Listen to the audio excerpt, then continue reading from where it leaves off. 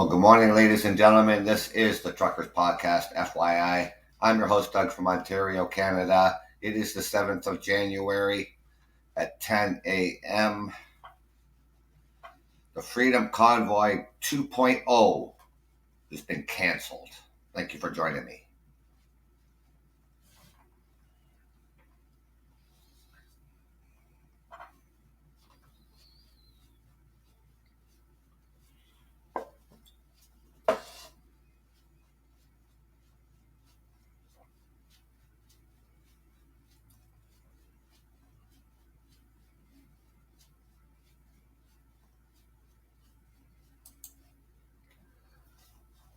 Well, good morning, ladies and gentlemen. It is the weekend. Hope everybody had a good week. This is January the 7th, and the Truckers Podcast, FYI, is back, and we'll be back in full swing. So, yeah, hope everybody had a good Christmas, a good holiday. Happy New Year to everybody. I didn't get that chance to get out here and wish everybody a Happy New Year. But here we are. So, I guess it was back in, I think it was early December of last year. I was reading an article. How you doing? Thank you for joining me this morning. I'm your host, Doug, from Ontario, Canada. Hope you had a good week. Happy New Year to you. Yep, so back, I guess it would be like early December, I was reading some news articles. And, just when you think, like practically almost a whole year goes by. And we had the inquiry into the use of the Federal Emergencies Act that was invoked to clear out those protesters in downtown Ottawa. Then, of course, our border cities where they were blockading the borders. It just almost seems that some people just can't let go, meaning that they want to still try to rally and start up a new blockade.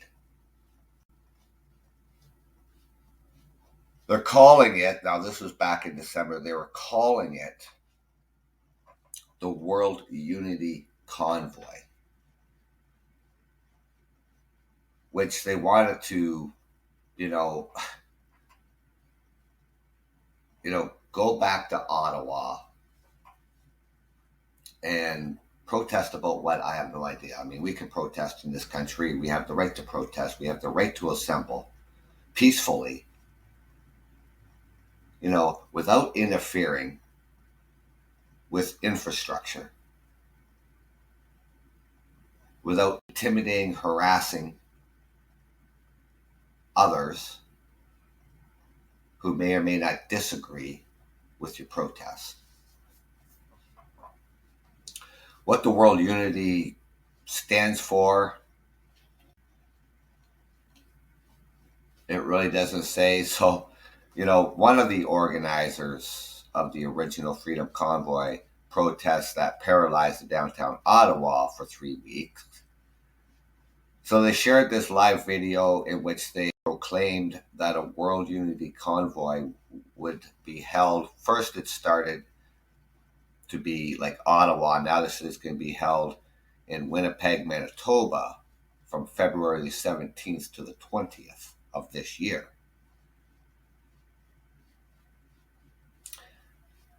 They decided on Winnipeg because they believe that it is in the middle point of Canada. So easy access from the west coast, east coast, north, south, wherever you want to come from. Um, so they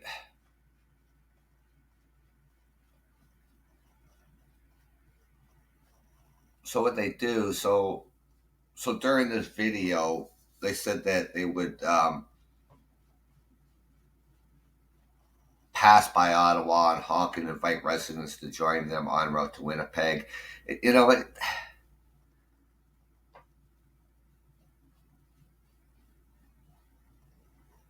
Now, what is a unity freedom convoy? Is what is that? To just reunite, have a big rally, and I mean they don't even talk about uh, what it would be for. So the government and the media have made it very clear um, through their threats against this assembly in Ottawa, and even citizens born there are not welcome with opposing views. Violence and illegal tactics have already been announced from them. Now, this one organizer, he was uh, arrested back in February the 20th in Ottawa as police cleared the occupation, and he was facing charges of mischief to obstruct property, disobeying a lawful court order, and obstructing a peace officer.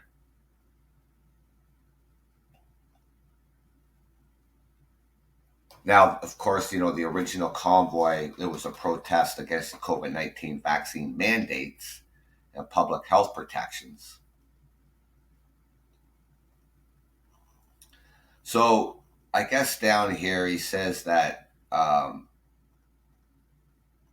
this coming convoy in Winnipeg would be focused on solutions for a better world for all Canadians. But he did not elaborate on what that means. So, solutions for a better world for all Canadians. I mean, at least if you're going to organize something,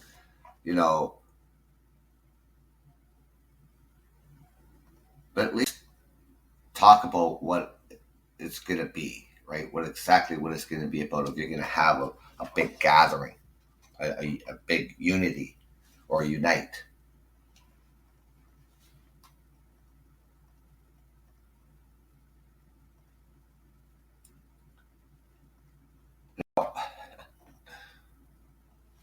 Apparently,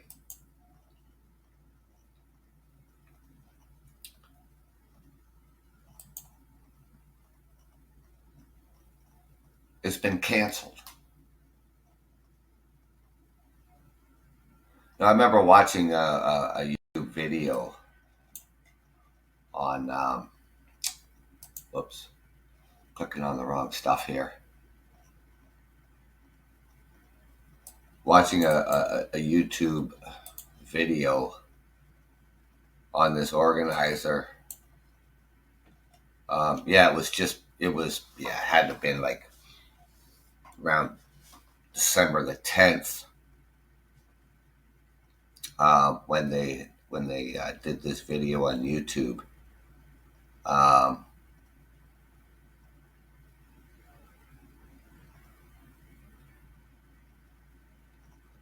To have this big unity rally.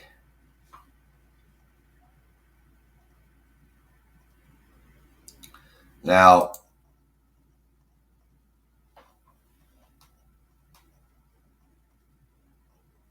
so this top organizer, he announces this cancellation.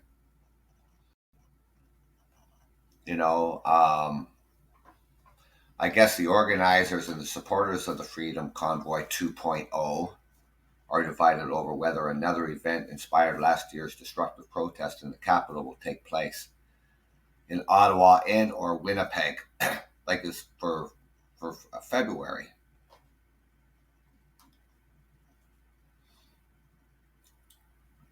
Now, this individual, he's a co-founder of the anti-government group called Unity, Canada Unity, and he's the co-organizers of last February's protest in Ottawa.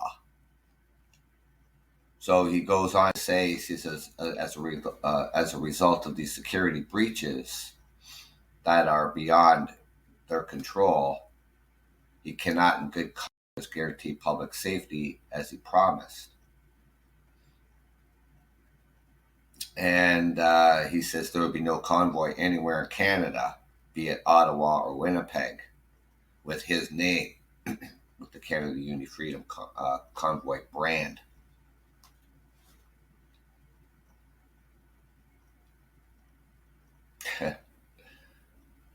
See, he was one of those guys. What he did was, and this made me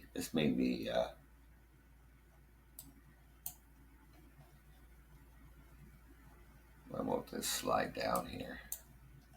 Doesn't want to slide down.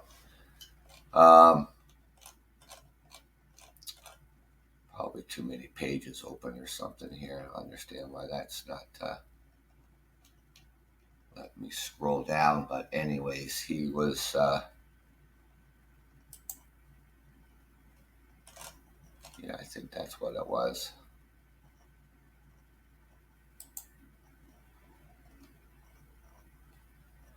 All right, so he was.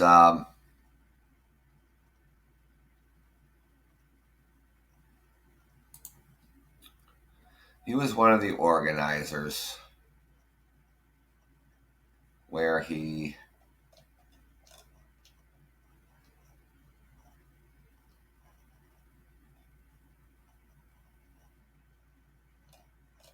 turned around and so in the week leading up to the first protest in Ottawa back in late January of last year.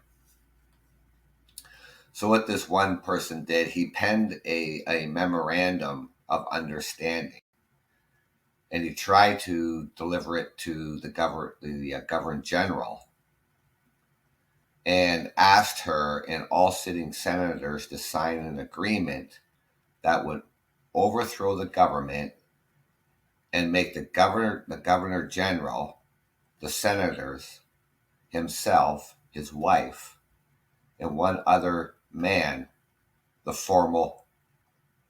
make him the formal Canadian government.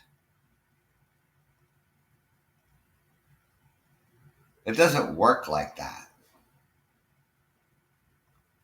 I mean, first you have to form an official party. And then you have to get voted in, and then you have to win seats in order to get a seat in the government.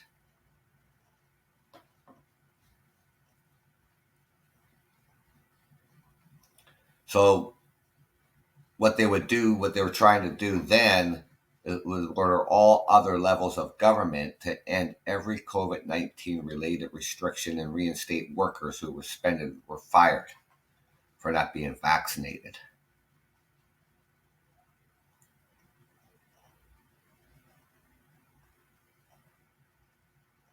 Now, people not even really thinking things through, thinking, they can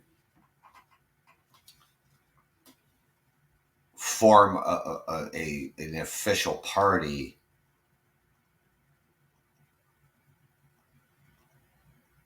by trying to really overthrow the government.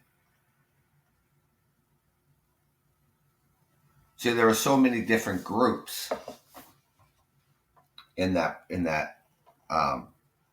so-called Freedom Convoy back last January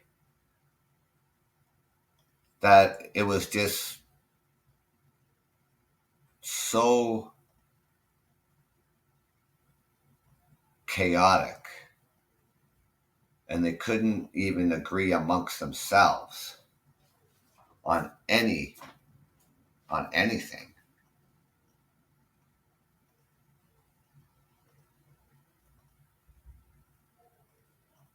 couldn't get any other groups that were there to follow suit. Every group was doing their own things.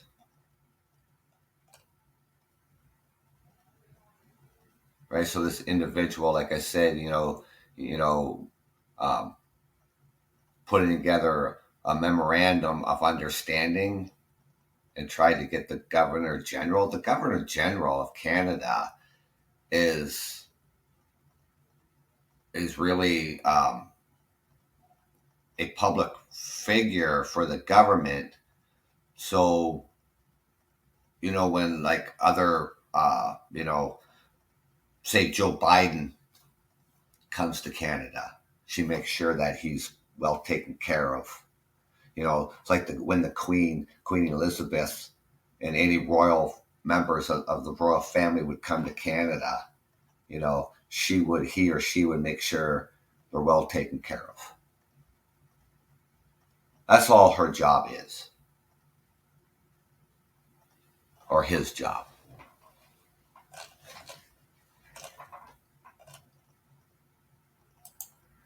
Now, the Ontario government um, voted in a new bill, and it's the Bill 100.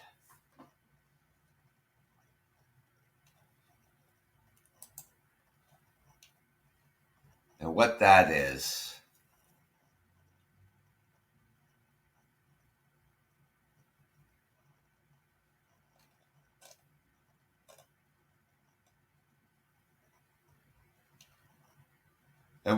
does,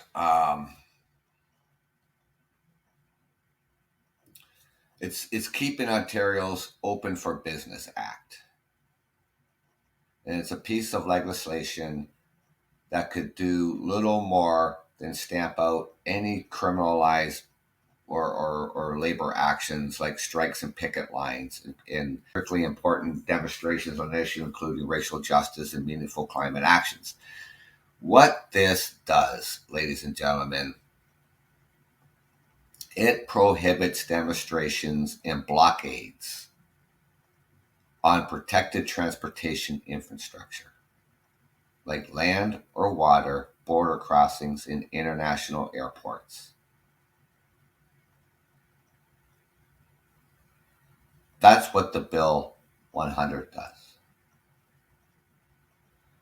People can still, if people, for example, people go on strike and they walk the picket line,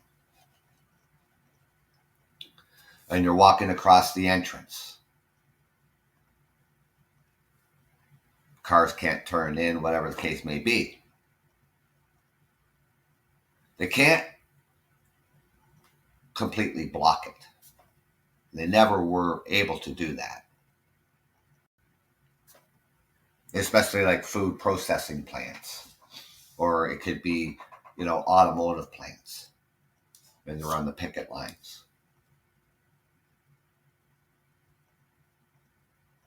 They can't go out onto the street and block traffic. They never were able to do that anyways. When you're on the picket line has to keep moving.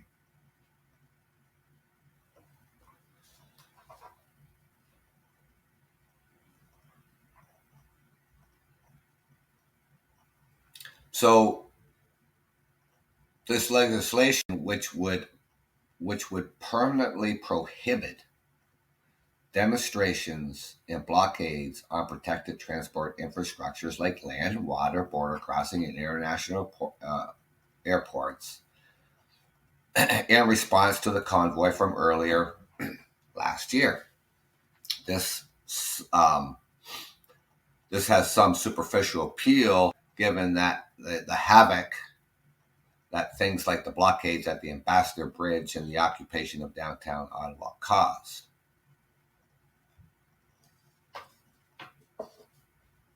Right? In this law, enforcement already had all the tools they needed to disperse the blockades in their disposal.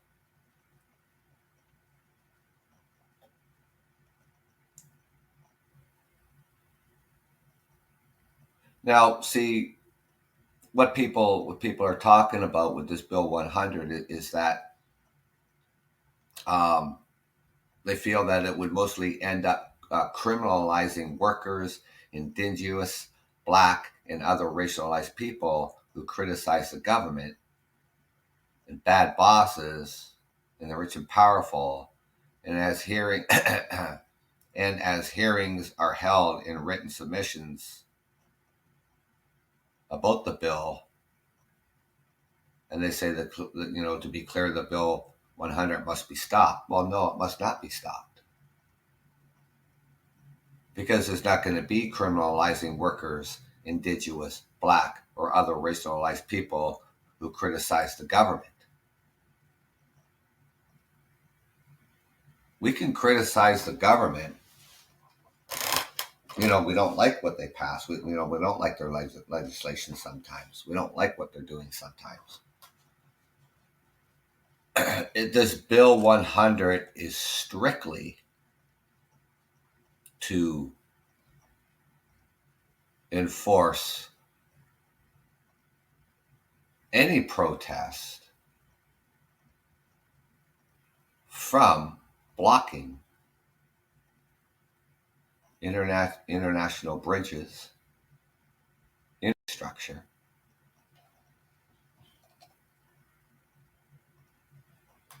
prohibiting you from impeding and harassing and intimidating others, as they were doing in the so-called Freedom Convoy in Ottawa of last year.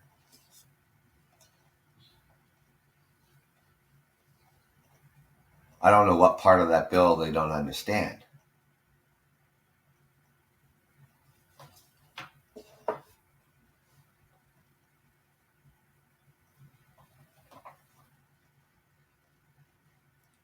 Right? So the legislation prohibits disruptions on protected transportation infrastructure.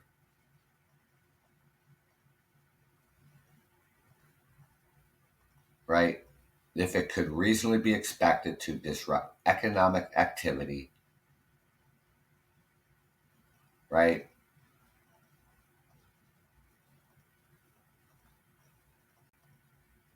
That's what it's for.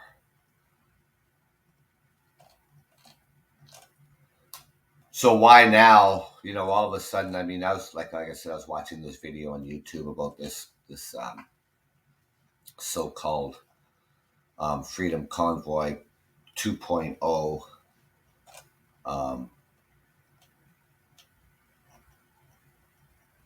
some sort of unity protest. I don't know, but anyways, the one organizer said it's been called off, but he really doesn't go into any great detail of why that would be happening. I don't know. Now, what also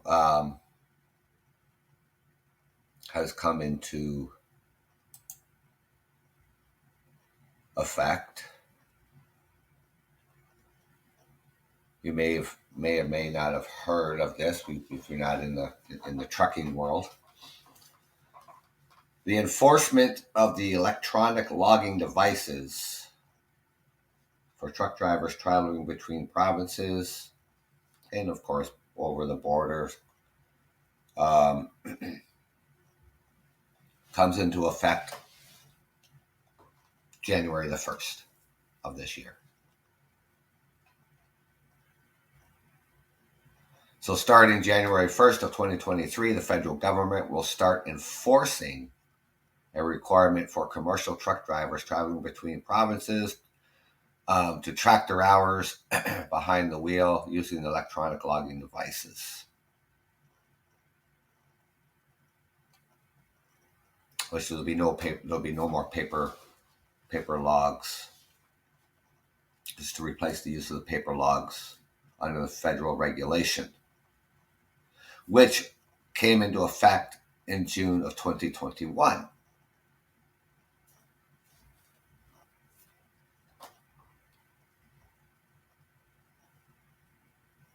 So what it does, it allows officials, inspectors to enforce the logging regulations, paper logs, and all that. I'll make a whole lot simpler. And believe me, you know what, ladies and gentlemen, um, I've been with this trucking company now for 5 years, and over the last year, because they gave that time for businesses, trucking companies, and drivers, to start using these electronic logs. I hated the paper logs. I used the paper logs my whole career. You know, I mean, you had to, everything had to be neat and tidy and legible. When you drew your lines from off duty to on duty, you had to use a ruler. They had to be straight. Everything had to be perfect. It had to be readable. It was a pain in the ass.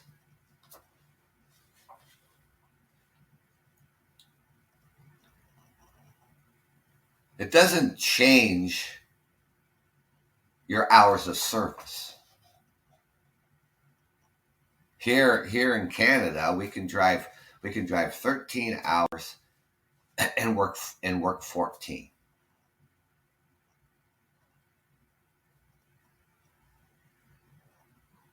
I believe in the United States it's I think it's 11 hours of driving,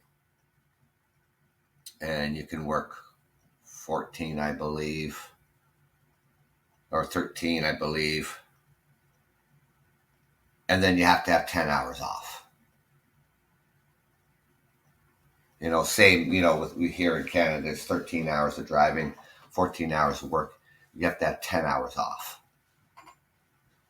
It's always been like that for years, right? So there's no more fudging the logbook. And if anybody out there thinking that truck drivers didn't do that, well, you're sadly mistaken. Drivers using 2 logbooks, sometimes 3 logbooks.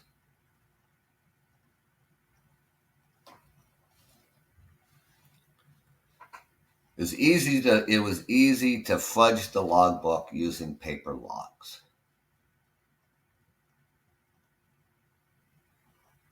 or running 2 logbooks.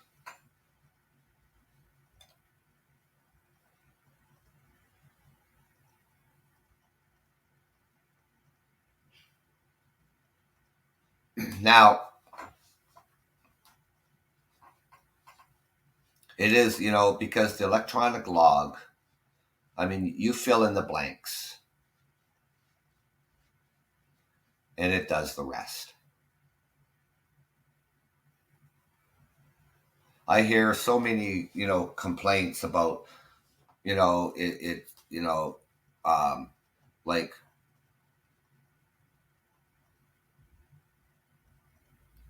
I can't get to my destinations on time.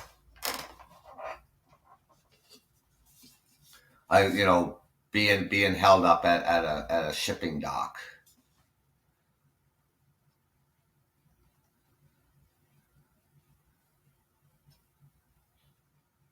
So if they're using a paper log and they're being held up,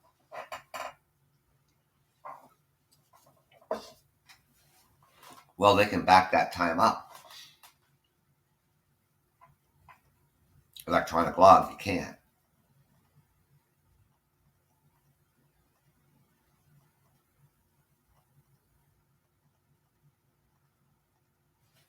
So under the federal hours of service rules, here in Canada, drivers are not allowed to drive more than 13 hours in a day and they must have at least 10 hours off duty each day, of which at least 8 hours must be consecutive.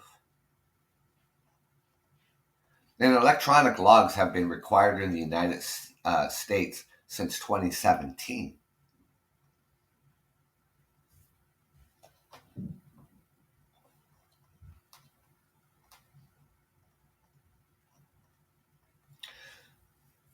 So this individual here, this guy here, he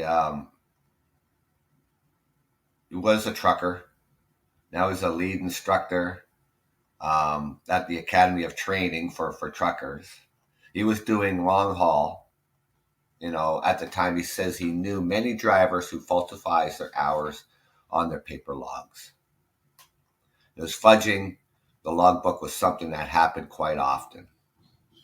You can be very creative with paper, but you can't with the e-logs. And like I said, some ran with multiple logbooks, one for each province. In one instance, he says he knew a driver who drove 42 hours straight from Quebec to Alberta without logging it properly.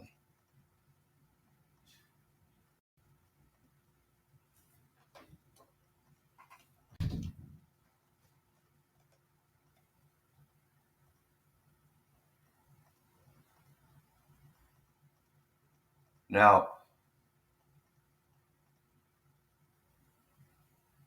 some truckers out there say they can't. Well, I can't make money. I can't make money using electronic logs. Doesn't matter. You're driving the same miles. If your trip is a 2,500 mile round trip, how are you not making money?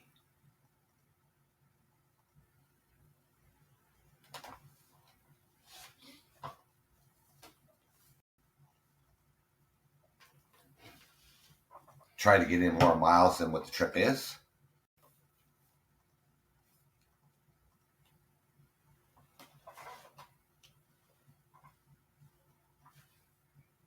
Now, the other thing, though, too, is that when it comes down to it, it's called time management. There's concerns about daytime breaks and managing the time.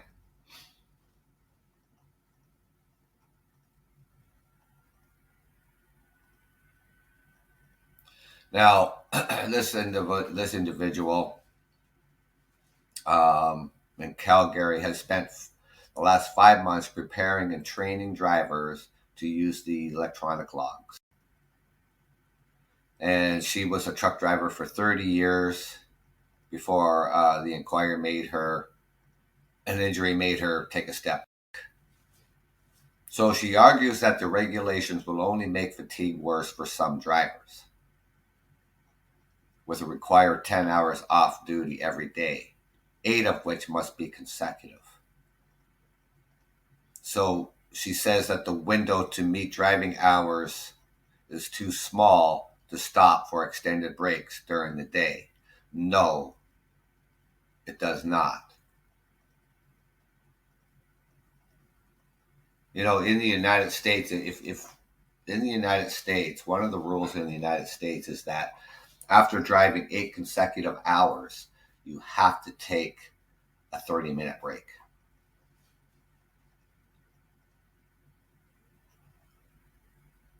Here in Canada, you can take a break whenever you want. You're going to stop for lunch for a half hour, stop for lunch for a half hour. You want to stop for a 15-minute break, you stop for a 15-minute break.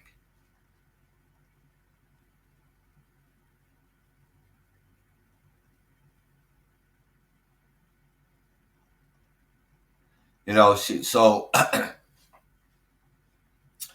she goes on to say, at least with the paper logs, if you got tired through the day, you could stop and you could have a 2-hour nap. But with the e-logs, you can't do that because you're not going to get your 13 hours of driving that you are allowed. Yes, you will. If I started, if I started my day, say at 7 o'clock in the morning, I do my pre-trip inspection.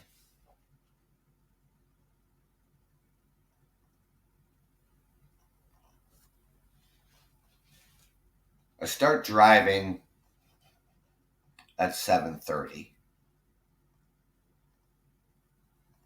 I'm sorry, I start driving at 7:15. So I drove 5 hours.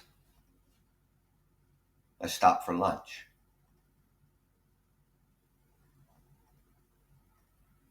Take a half an hour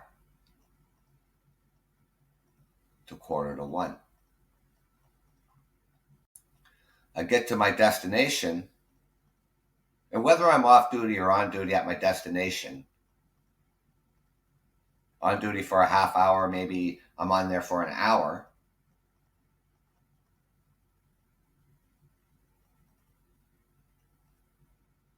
every time you log something off duty, so your start time, my start time was 7 o'clock.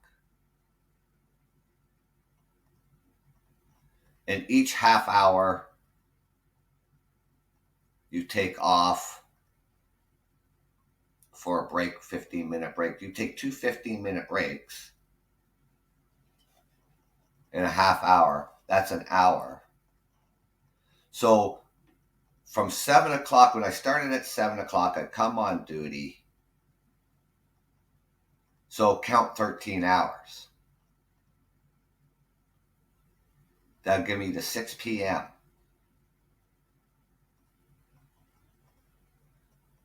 My 14 hours would be 9 p.m.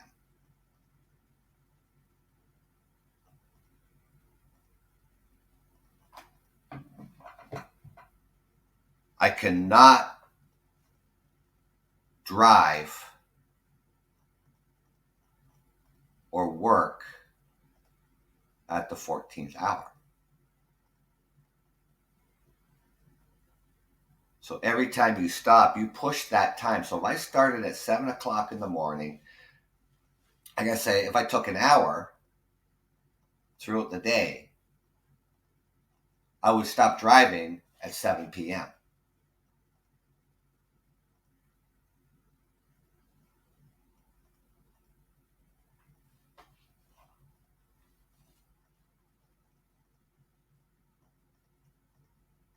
You'll get your 13 hours of driving in. Whether it's a paper log or not.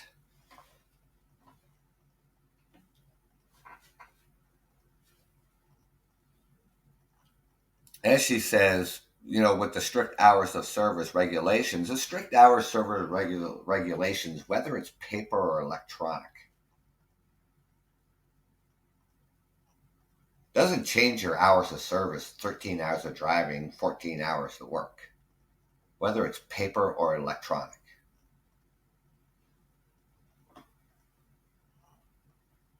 And then she goes on to say, you kind of have a choice. Do I cut my hours back by 2 hours or an hour and a half because I'm not going to make the next stop?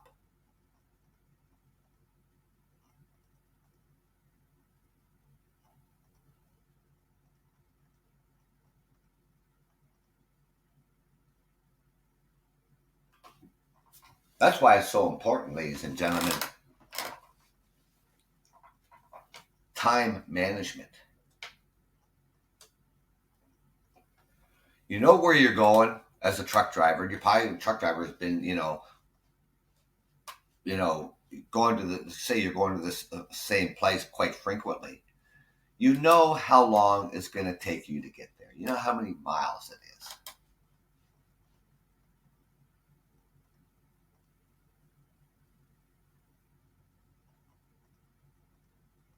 Obviously, if it's, 600 miles, then you know that you're not going to make it there generally in one trip. but you're going to get close. And it's always been that way.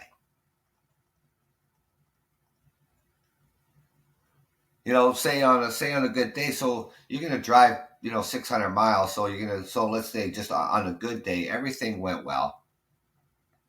At 60 miles an hour, driving 10 hours, that's 600 miles. Well, you're going to take a break because you have to take a break.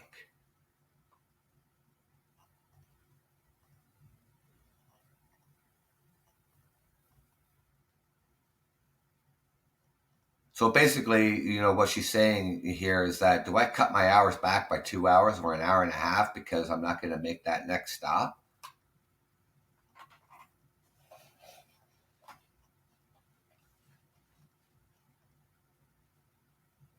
You do that on a paper log.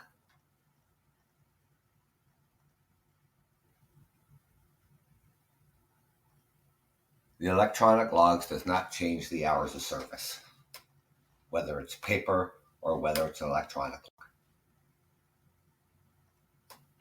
You use it the exact, use the same as you were on a legal, doing it legal on a paper log.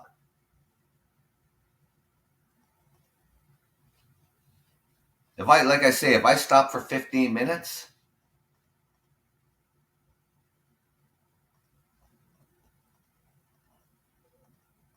or even I stop for 1 hour out of the day,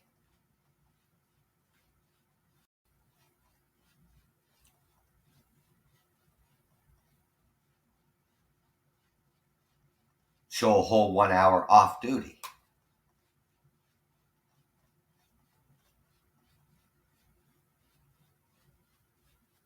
Started at 7 o'clock.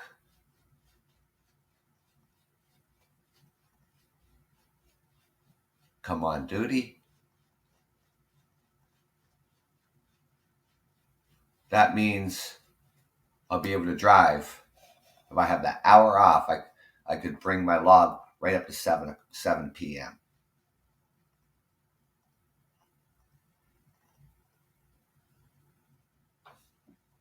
And then stop for the night, take 10 hours off. But I don't do long haul. I don't border cross anymore.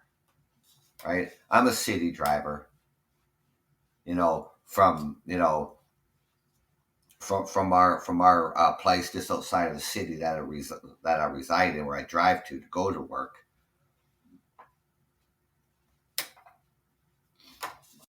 I start at 7 o'clock in the morning most mornings, doing deliveries, doing pickups, and I'm back to the yard around 6 p.m.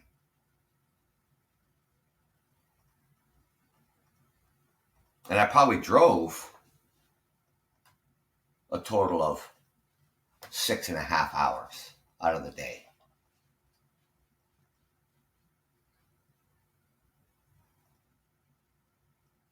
With on-duty time of picking up and delivery, off-duty time taking a break. Just the same thing as I would do if it was a paper log. The electronic log is doing it for you.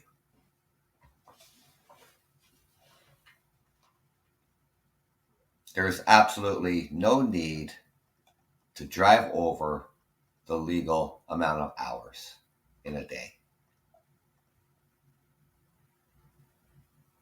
If you don't know how to time manage, then you need not to drive a transport truck. I'm sure throughout your busy days of your lives,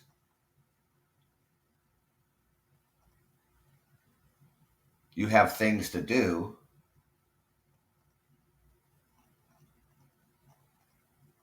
Well, it takes time management throughout the day. You got to go to work for 8 hours a day. Then you got to get the kids. You got to get them to their sporting events and all this stuff. So you set up all this time management. Maybe have someone getting the kids. Your parents. Or a friend. this has to be this time. It has to be this time. Everything has to be at a certain time.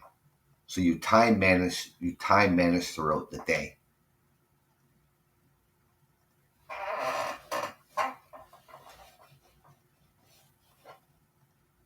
It does not cut back on the distance that you drive. Because it's not the log that predicts when you're going to get somewhere. It's traffic. It's weather.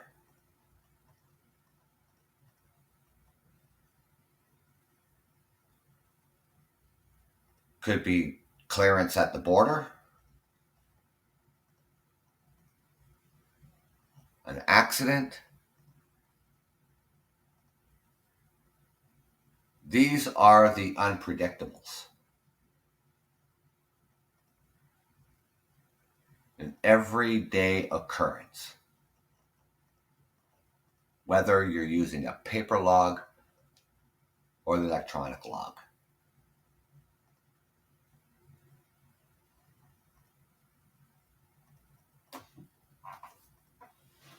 People,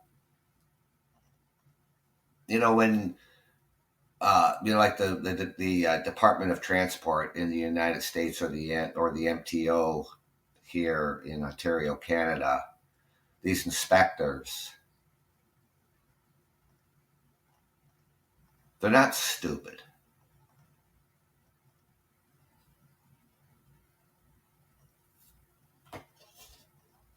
They can figure out whether or not, like say you pull into the inspection station and they pull you around to an inspection,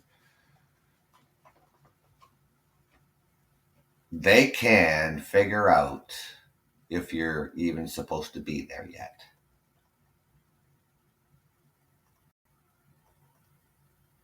And they'll look for the slightest mistake that you made on your log.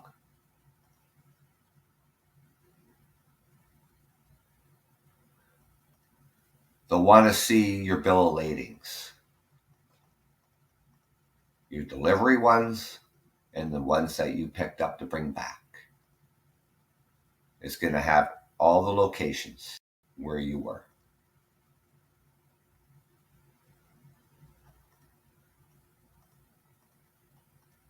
You had to leave from somewhere to go someplace, and vice versa.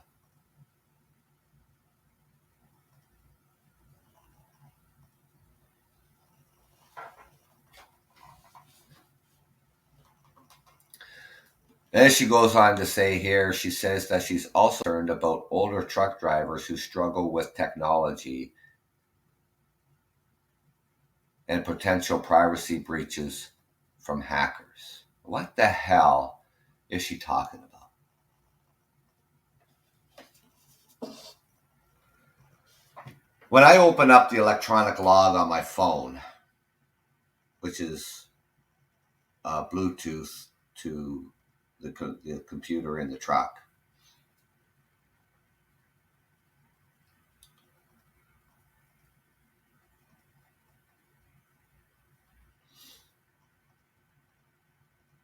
and when I go to the logs, and it opens up just like a log page, paper log. It looks exactly the same, right?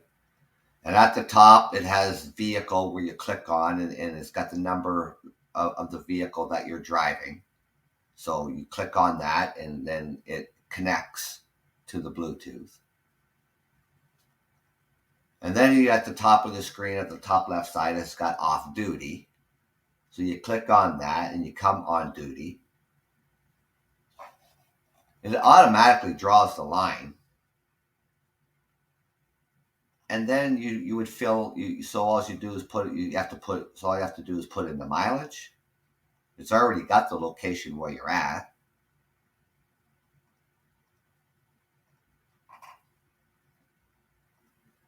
You show the pre-trip. It'll say inspection, so you do the inspection.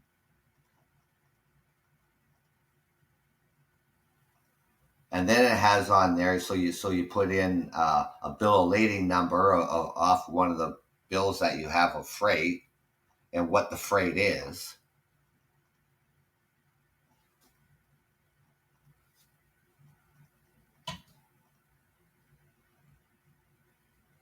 And then when you start driving, it automatically goes to driving.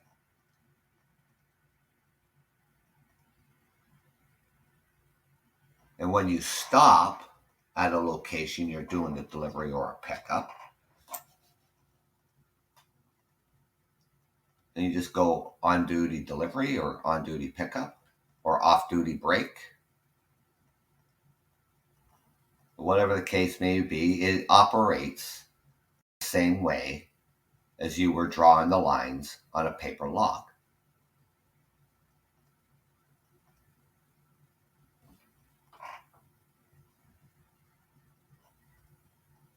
It seems to me that people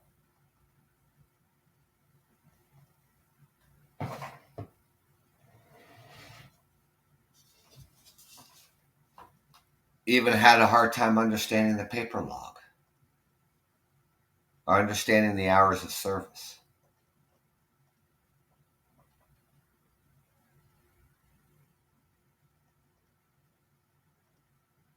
I mean, first and foremost, when you start driving in the morning,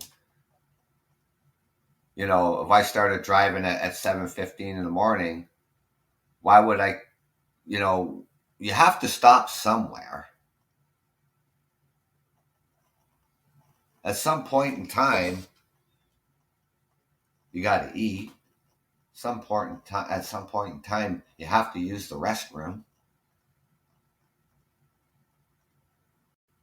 At some point in time, you got to go off duty. Whether you're going home for the day or you're going into the sleeper bunk, you're not going to drive 13 straight hours. Or in the United States, you're not going to drive 11 straight hours. So I don't know how this interferes, with your day and how many hours you can drive or the distance you need to go. The fact is, they bitch and complain because they can't use the paper logs anymore and cheat. That's the argument. That's their argument. I can't cheat anymore. Logbook. I can't back up my logbook anymore. I can't use another logbook and fudge my hours anymore. That's the argument.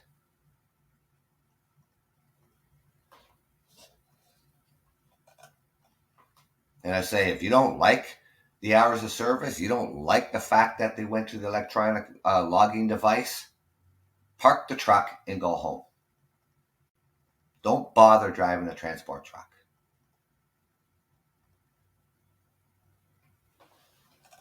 It's not rocket science, ladies and gentlemen.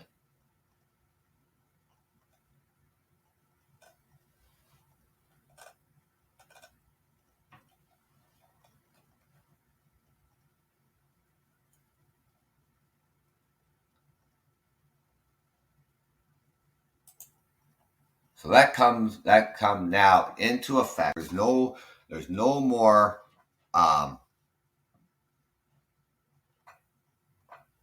there's no more for drivers and businesses. No more wait time, no more delays on getting everybody on board with electronic logging devices.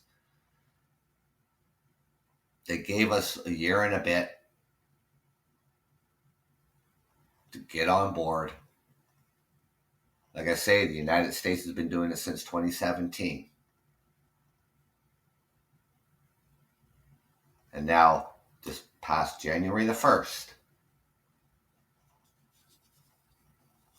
every truck, every company has to have the electronic log.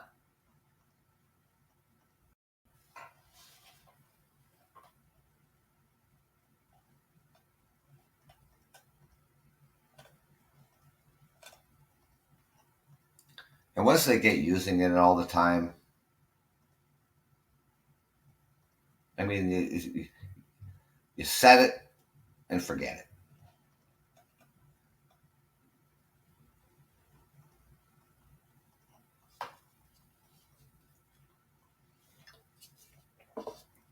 And like I said, the big argument is whether they don't want to come right out and say it. Is the big argument is that they can no longer fudge their logbooks. That is the argument.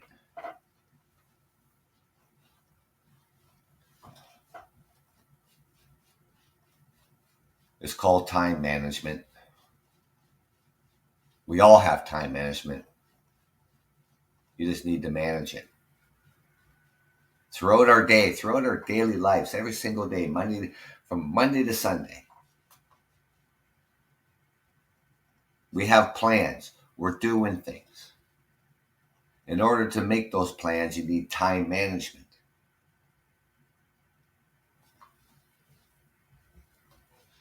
You got to be somewhere on time. You got to pick somebody up on time. You got to get to their appointments on time.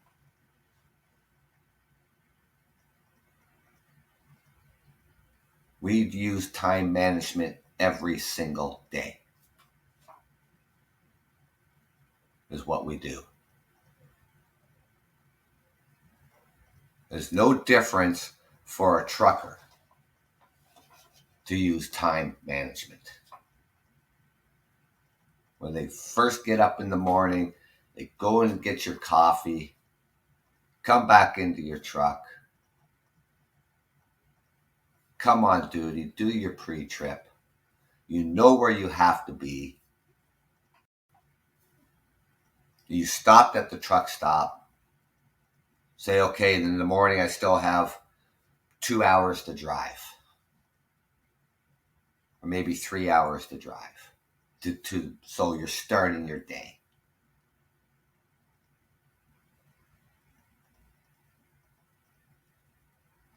And believe me, starting the day like that, you'll say, okay, I got 3 hours to drive. I know in that 3 hours, I'm going to need a restroom. So I'm going to pull into a truck stop or a rest area or an en route.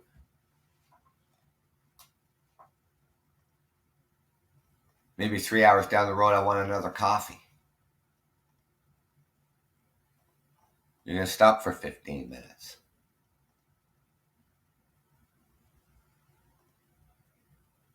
They were doing that anyways using the paper log. They just weren't logging it.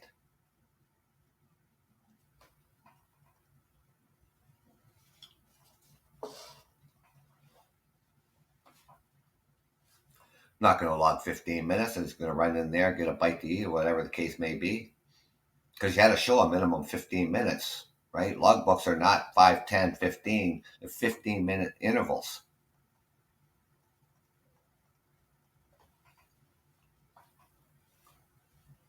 $15 minutes, half hour, 45 minutes, an hour. They just weren't logging it.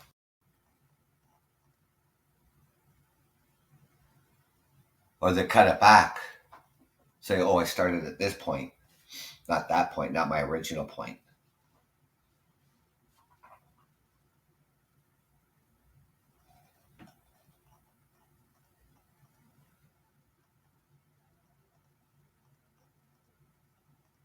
And I still hear drivers complaining about it.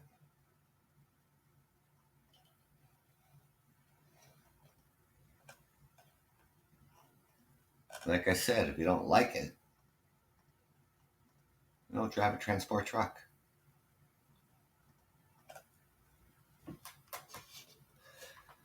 Even even when it comes to those buses like Greyhound and stuff like that,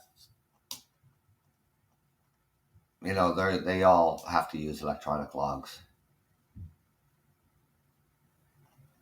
Buses, trucks.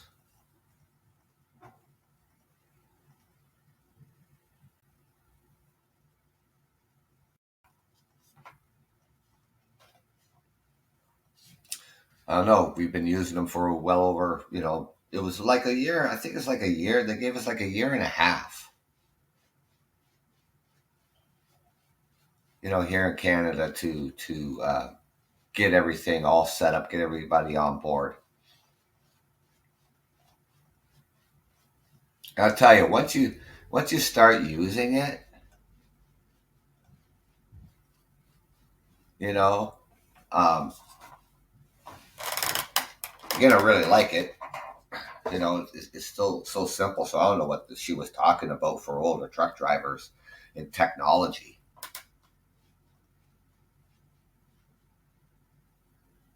When it does it for you, you just fill in the blanks when you come on duty.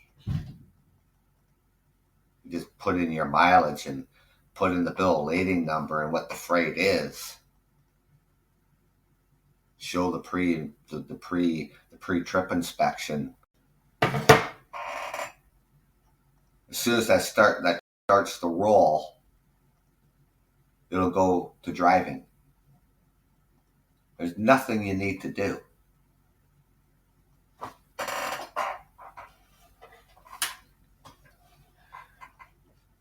Yeah, I don't know. It's pretty easy to adapt to it. I'll tell you like that. I'm 59. I'm 59 years old. So the last couple of years or a year and a bit a company that I've been working for has been using them already. You know, so at 57, somehow I don't understand. No, it's not rocket science, like I said. So thank you, ladies and gentlemen, for joining me this morning here on Saturday, January the 7th, brand new year 2023.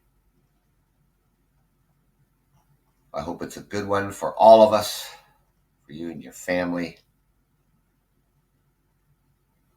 And I will be back out here tomorrow morning at 10 a.m. on the 8th of January at the Eastern Standard Time. Thank you for joining me.